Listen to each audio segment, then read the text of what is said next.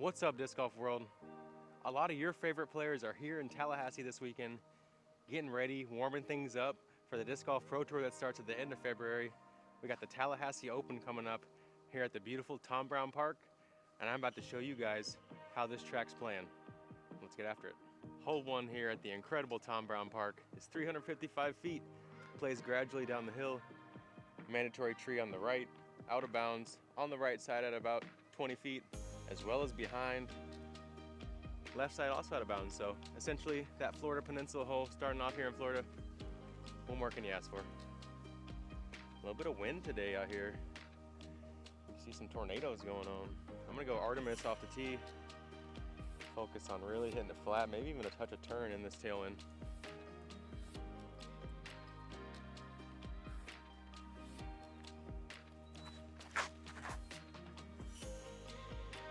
There's that touch of turn, and you can see it fighting that edge the whole time. Got down. Wow, still had some fast ground play, but looks to be in bounds. And that right there is exactly why I like to pump fake. Feel how my footing is right there. It showed I'm on some uneven surfaces. Gotta really balance up.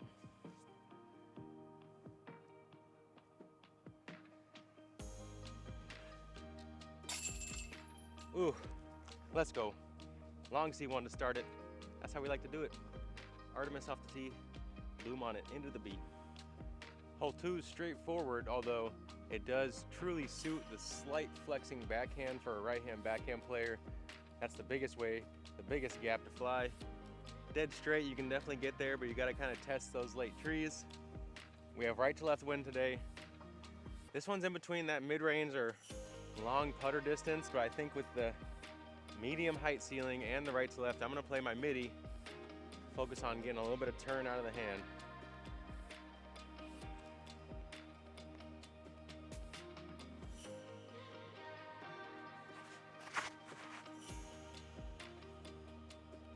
Oh, there's that touch of turn. Ooh, and I beat the tree trunk. Skittered on into circle 1. That was close to success, but I'm still in circle 1, so, you know, maybe it is successful. Maybe I shouldn't be so hard on myself. But how else am I gonna be the best?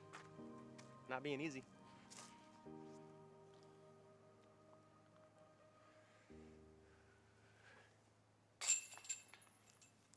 Let's go, see? Birdie start.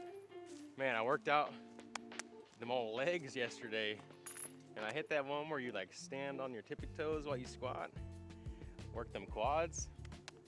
Feeling a little wobbly. That's a good thing though. Hole 3 is 245 feet, plays across an out of bounds road and into this cute little wooded green right there on the mound. Pretty small gap as you get up there, maybe 12 feet across. So you really gotta be accurate and trust your mechanics on this one. I'm going penny putter. See if I can handle this headwind right to left that we're dealing with.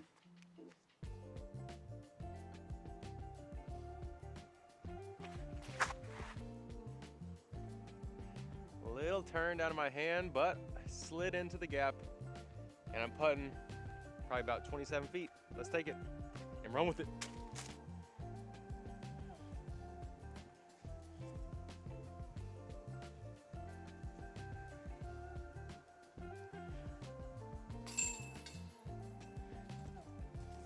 Turkey start. We're feeling dialed. Tallahassee Open is 2 days away, and I'm really excited to get my season going. I feel extremely good about where my game is at and where my head's at coming into the 2024 season, and I'm ready to roll. The walk from tournament 3 to tournament 4 here at Tom Brown is the longest one on the course, and I think times like this are good to take a snack out of your bag, take a bite of it, hydrate, find something just to kind of busy your mind so you're not just disc golf. Because while we want to be like that, if we can find 1% of chill time in there, our brains might appreciate it. Or you might be a psycho like me and just want disc golf. If you don't yet have a consistent workout regimen and you're not eating your Wheaties, Hole 4 Tom Brown Park might inspire you to do so. It's 465 feet across the pond. You gotta play it at least 330 feet or so to clear the other side, and there's a wall of trees on the right side, so you can't just bail it out straight to the land over there unless you're really trying to sacrifice distance. True big boy shot here. 465. I'm gonna go warbird. We have some headwind, so I'm gonna flex on this thing and hope that it fights out. Grunt meter charged.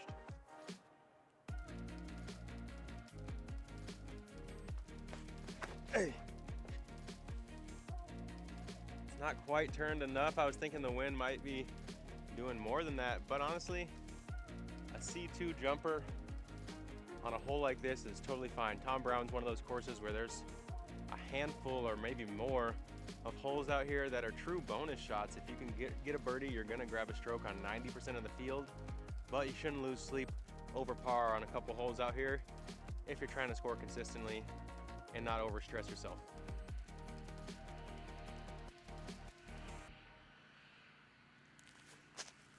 Drop.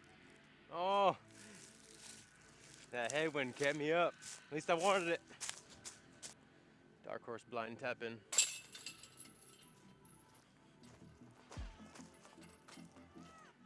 Par's just fine, like I mentioned. I was trying to be cinematic, but I slipped, you know. Classic. How can you not try to be cinematic when you walk up to this glorious hole, though? Chef's kiss. Hole 5 in the tournament layout, hole 8 in the original layout. This hole has to be one of the signatures, if not the signature hole on this course. Beautiful downhill tunnel shot. You can see it out there in the sunshine. And there's only one way to go about it, and that's dead straight the whole way at 415 feet. I'm gonna go with my Wrangler. Looking to come out of the hand on a little bit of hyzer, have it stand up, get to flat, maybe circle's edge short, and skip up.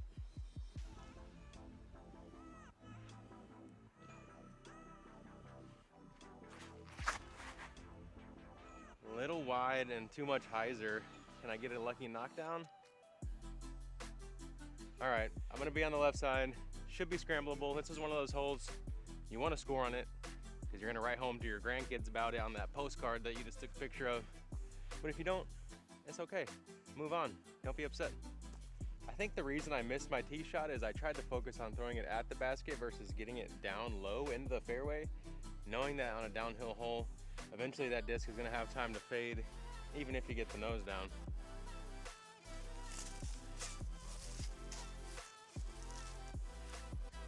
Forehand highlight putt, blue bonnet. Only option really.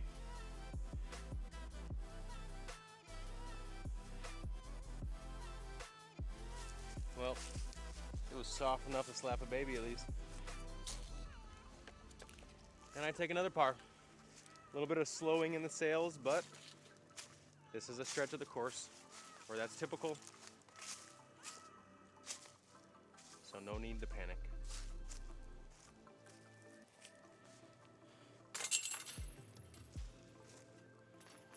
The new tee of tournament hole 5 is now on this service road about 50 feet behind where the old tee was. Apparently a tree went down up on the approach to the green, making it easier, so they had to move the tee back and keep that challenge going because this is traditionally a really tough stretch of the course, these last 3 holes, or the last 2, including this one. I'm gonna go bayonet, try to get aggressive off the tee here because I think that's the only way to actually birdie this hole right now.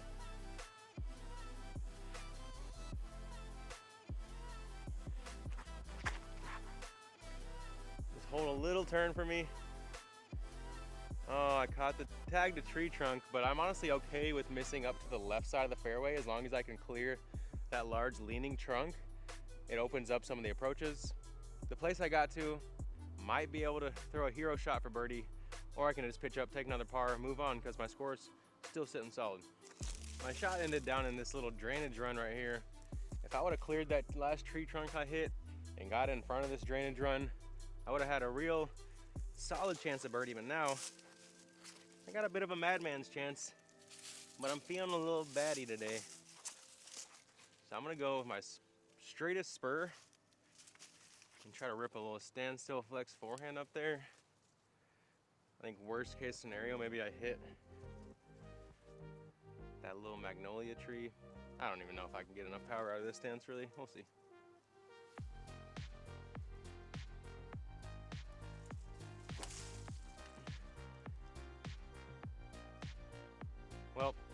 easy pitch up from there, and I'm okay with 3 straight pars on this stretch of holes. If I can score on 1 or 2 of them and give myself some separation on the field, obviously I'll be happy. But if not, like I said, I did some work early, so I don't have to be hitting panic mode where I'm even through 6 or whatever. I'm sitting half the holes. We're okay. Really, a short 100-foot chip in might be one of the safest ways to birdie this hole, unless you really just cream that tee shot.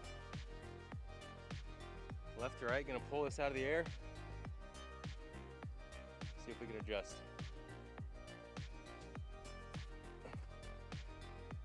Held on to that puppy.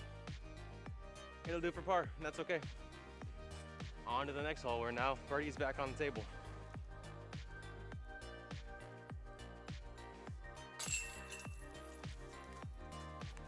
Bar, birdie. Turkey, party. That's a start. Yeah, it is a start. I started. Hole 7, otherwise known as Hole A, is a just under 1,000-foot par 5 across this valley with an out-of-bounds ditch in the middle. Incredible hole. Really enjoy playing this one. A lot of ways to play it off the tee.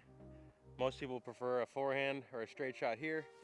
I kind of like the little skinny gap to the right, playing a hyzer that'll just pan down to the middle.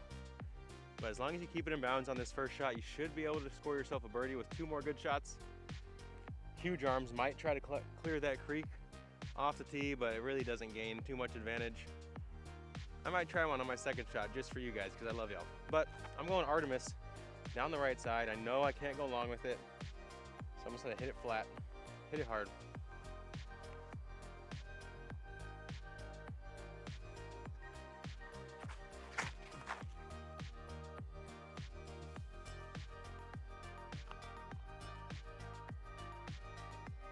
I just squared up the massive post. Never done that before, but I think I can still birdie from that position. Let's find out. And as promised, I'm gonna go bayonet bomber for you guys. All right, I promised I'd try one. I'm gonna bomb my bayonet out there, see if I got the distance. Yesterday I put it in the creek, really close to crossing. Let's see if I can get it today. We have tailwind now. Hey! I actually feel pretty good about that. Come on. Go, buddy, go. Go, buddy, go. I think I did it. I think I did it. We got to get up there. We'll check it out. But I'm pretty sure I just freaking cleared the creek because I'm strong, man. Worked on my legs yesterday, that's right. I've got 550 feet from this position to that next big post, and that's where I got my sights set. If I can get there, I'll be thrilled, because then birdie's very much still on the table. Dragonite, help me fly, buddy. This one's a Warbird, Alpha Plastic.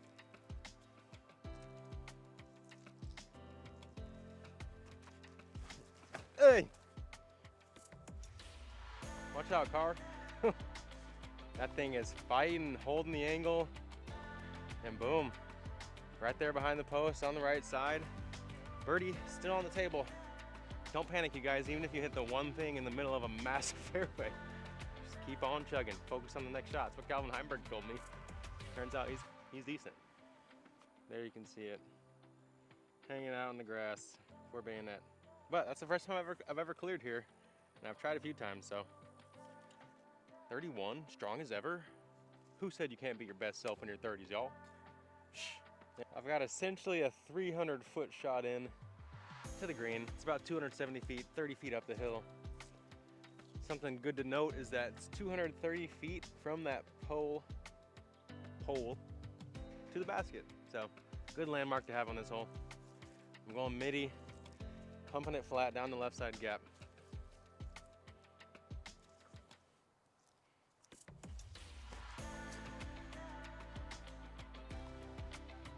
And I missed left, but it sounded like it might have fought its way to some kind of look from C2. Let's find out. A little disappointed because I had a legitimate chance to save birdie, and I just undercommitted on a shot where an overcommit might still get me there. So, something to learn from.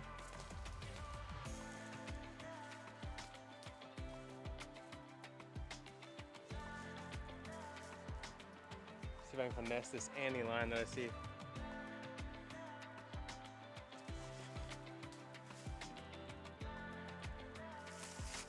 Easy par, missed opportunity.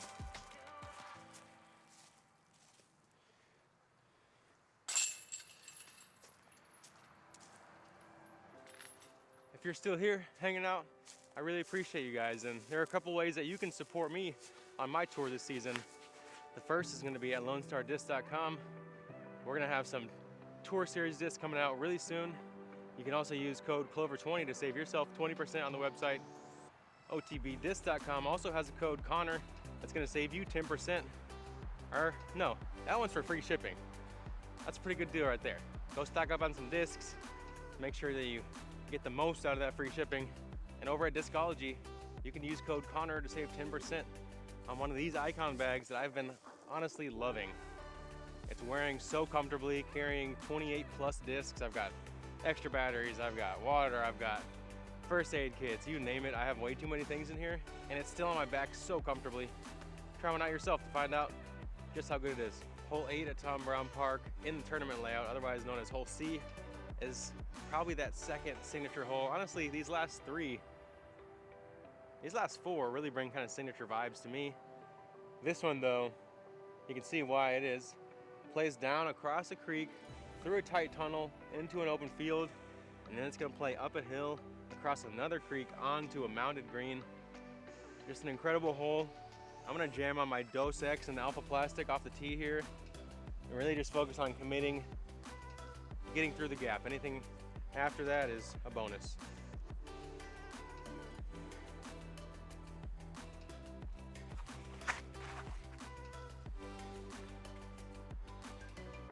And something that really helps me on a demanding gap like this is to not only focus on where I'm throwing, but focus on really keeping my reach back in line with that gap the whole time. Because if I can keep my mechanical alignment proper on a hole like this, it's gonna go a mile and a half for me in terms of how I can score. And I just hit the gap at one of the hardest holes in this course because of a trick like that. All right, couple paces outside the circle. I got this straddle putt out here that's a little bit wider of a gap where I can go to the right side. I'm gonna choose for this straddle.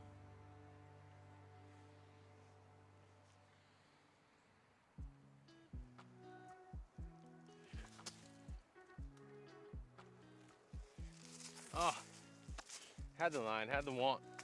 Once again, that's the second putt of the round where I felt good about it, but playing into this headwind right to left, it just, once I got it up, it never had a chance to come down.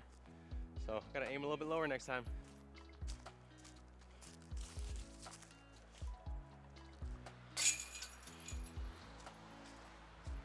Definitely hurts not to capitalize when you hit the drive on this hole because you can really separate yourself from the field. But I'll have to just make the adjustment and throw a better upshot next time. Our final hole of this front nine here at Tom Brown Park is gonna be one of the easier birdies on the front nine. 295 feet, plays straight, finishes down the slope to the right, really sets up for a flat forehand with late fade. If you have the distance to play an approach disc, like the Horny Toad, it's gonna range out perfectly if you can hit it flat and hard. Let it do the work for you.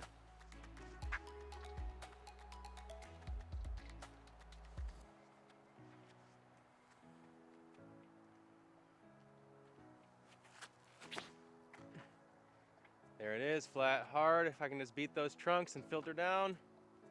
Oh yeah. That should be close to bullseye right there. Exactly what I was looking for. And that disc is incredible. Go check one out. You will not be disappointed.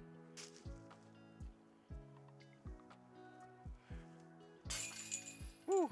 A little heavy on the hyzer there, but no problem when you're putting Victor plastic. It'll grab the chains. This little thing I didn't think was gonna have much effect on my lie, but as I got here with the low basket, it was kind of right where I felt like the disc was gonna come out of my hand. Whatever, didn't end up mattering. Can't say enough about the Horny Toad and how tailor-made it is for holes just like this. Come on, y'all, I'm trying to talk here. I'm trying to talk to my people. Well, you guys, that's all we have for the front nine here at Tom Brown Park. Getting ready for the Tallahassee Open this coming weekend.